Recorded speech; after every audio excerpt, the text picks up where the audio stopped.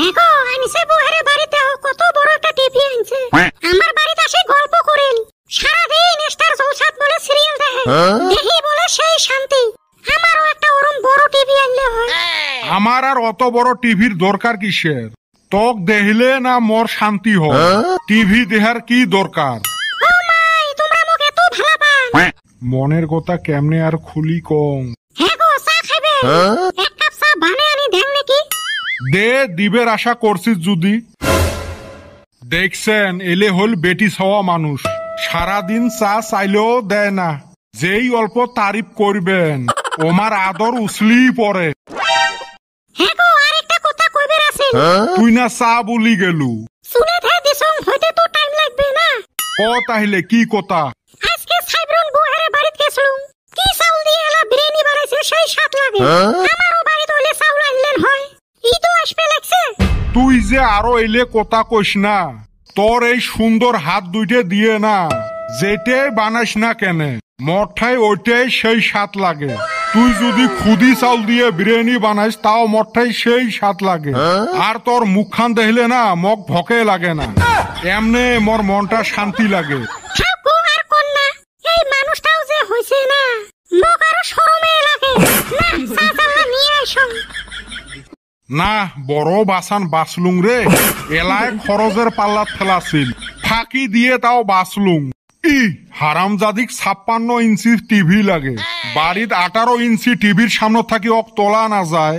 সারাদিন সিরিয়াল গুলো মানুষের বাড়ির কাজী এগুলো দেহি থাকে, আরো বলে অক 56 ইঞ্চি টিভি আনি দেং মুই। ওই টেহা দিয়ে আরো 2 বিঘে মাটি বন্ধক নিবের পাইম। যাই হোক অল্প রসকস দিয়ে মোর টেহা গুলো বাঁচিল। এমনে কি কথাত কয়, বিপদত পড়লে বাগে ঘাস খায়। যাক দেখিলে ঠেঙে রক্ত মাথাত উঠে। আজকে বাঁচার জন্য তারও সুনাম করা লাগি। হ্যাঁ গো, মোক কি গাল পারলেন? ওরম কেনা শোনা পালু। দেখ তো তোক আরো মুই কি জন্য গাইল পারি। তাহলে কার সাথে হেলায় হেলায় কথা কয়ে আছেন? ওই যে আমার বান্দরটা, 2 দিন থাই ওর মুই মুখখানে দেহা পাং না। রাইতো আসি ঘুমে, সকালে উঠি চা খায়া বাইঠাই বেড়ে যায়। ওকে মনে মনে গাইল পারি আসলুম। মোর তো কথাগুলো হজম হইল না। হঠাৎ করে মোর আজকে এতগুলো সুনাম করলেন, বিশ্বাসে হবে লাগছে না।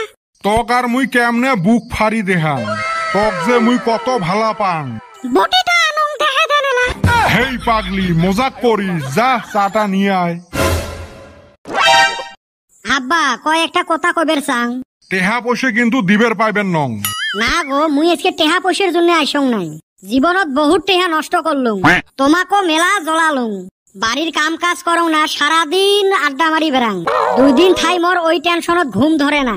মুই পরে ডিসিশন নিয়ে ফেলাইছং, এলা থাকি যা করিম সংসারের জন্য করিম। বয়সও তো কম হয় নাই, বাড়ির দায়িত্ব মকে নেওয়া লাগবে। খাওক বাবা, আর কোস না। দেরি করি হইলেও যে তুই বুঝছিস মক এটাই ভাল লাগছে। বাড়ি ঘরের কিছু পরিস্থিতি দেখলে মকও খারাপ লাগে।